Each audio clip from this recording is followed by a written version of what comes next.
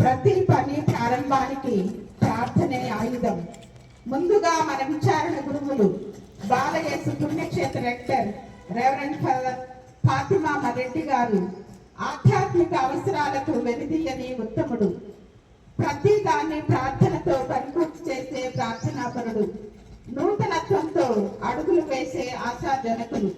ఈ భవన నిర్మాణం నూతనత్వముతో అన్ని హంగులతో ఆధ్యాత్మికత ఉట్టిపడేలా అమ్మ జ్ఞానమ్మ గారి ఆశయానికి దిక్చూచిన సెంటాన్స్ సమస్త వారసత్వ సంపదగా భవన నిర్మాణం జరిగేటట్లు ప్రార్థించమని రెవరెండ్ ఫాదర్ ఫాతిమా రెడ్డి గారిని ప్రార్థించవలసిందిగా కోరుచున్నారు.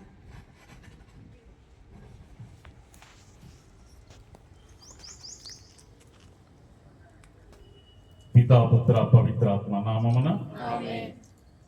సకల ప్రజావళికి తండ్రి అయిన ఓ దేవ, ఈ శంకుస్థాపనకును ఆశీర్వాదమునకును మమ్మందరినీ ఇచ్చట చేర్చినందుకు మీకు వందనములు అర్పిస్తూ ఉన్నాం.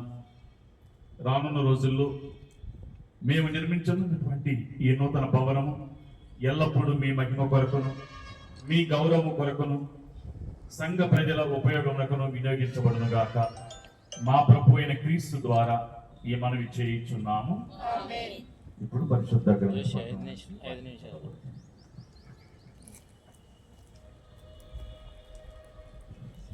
పునీత లూకా గారు రాసిన శుభవార్త 14వ అధ్యాయము 25వ వచనం నుండి. అప్పుడు ఆయన ఆ స్థలమును వీడి తూరు సీదోను ప్రాంతములకు వెళ్ళెను. ఆయన ఒక గృహమున ప్రవేశించి అతడు ఎవరికీ తెలియకుండా ఉండగోరెను, కానీ అది సాధ్యపడలేదు. అపవిత్రాత్మ పట్టిన చిన్న కుమార్తె గల ఒక స్త్రీ ఆయనను గూర్చి విని వచ్చి ఆయన పాదములపై పడెను. దయ్యము పట్టిన తన కుమార్తెను స్వస్థపరప ప్రార్థించెను.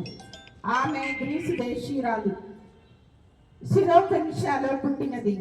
అందుకు యేసు, పిల్లలు మొదట తృప్తి చెందవలేను, పిల్లల రొట్టెను తీసి కుక్క పిల్లలకు వేయుట తగదు అని పలికెను.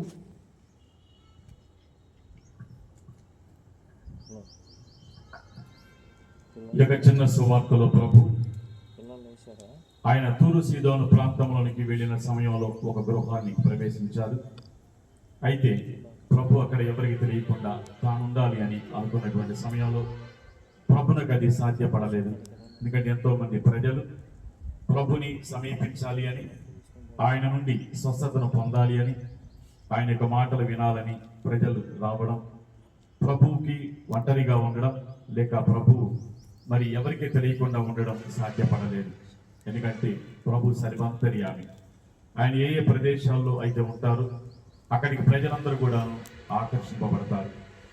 ఈనాడు మనం నిర్మించనున్నటువంటి ఈ తాడిపత్రి జ్ఞానమ్మ గారి యొక్క స్మారక ఈ భవనాన్ని ప్రత్యేకంగా ఆమె చేసినటువంటి ఈ లోకంలో ఉండగా తాను చేసినటువంటి అనేక పనులను పరిచర్యను, అలానే ఆమెను వెంబడించినటువంటి మతవాసులందరూ కూడా, మఠాధినేతలందరూ కూడా వారు చేసినటువంటి పరిచర్యలను కూడాను రానున్నటువంటి తరాలకు చూపిస్తూ తద్వారా ఒక మంచి మార్గదర్శకత్వంలో ముందుకు నడిపించాలన్నటువంటి ఈ గొప్ప తలంపు మరి ఈనాడు ప్రభు ఇక్కడ ఉండి ఏ విధంగానైతే ఆయన సన్నిధి ఎవరికి కూడా తెలియకుండా మరి ఉండకూరిందో అలానే ప్రభు ఎల్లప్పుడూ కూడా ఇక్కడ ఉండి అందరినీ కూడాను ఆకర్షింపజేసి మరి దైవ సేవకురాలైనటువంటి తాడిపత్రి జ్ఞానమ్మను, ఆమె యొక్క పరిచర్యను, ఆమె చేసినటువంటి గొప్ప త్యాగాన్ని లోకానికి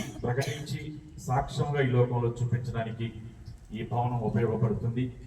ఈ భవనం రానున్న రోజుల్లో సందర్శించేటువంటి ప్రతి ఒక్కరు కూడా ఆమె ద్వారా ప్రేరణ పొంది మరి ప్రభు యొక్క సేవలో తరించినట్టుగా ఈ యొక్క భవనం నిర్మించబడుతున్నటువంటి ఈ సమయంలో మనమందరం కూడా ఈ యొక్క పునాది రాయిని ప్రభు ఆశీర్వదించి పరలోకం నుండి తన యొక్క కిటికీలను తెరచి ఈ భవన నిర్మాణం అంతటిని కూడాను ఆద్యంతమును కూడాను ఆశీర్వదించి తద్వారా ఒక మంచి భవనము నిర్మితమై దేవునికి మహిమకరంగా ఘనతగా ఉండాలని మనందరం ప్రత్యేకంగా ప్రార్థన చేసుకుందాం.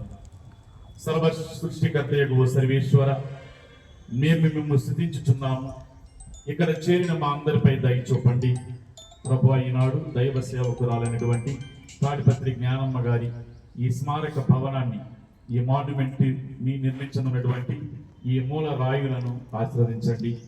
ఈ భవన నిర్మాణం సురక్షితంగా కొనసాగి మీ గౌరవ మహిమల కొరకు, మీ సంఘ ప్రజల ఉపయోగములకు వినియోగించబడును గాక.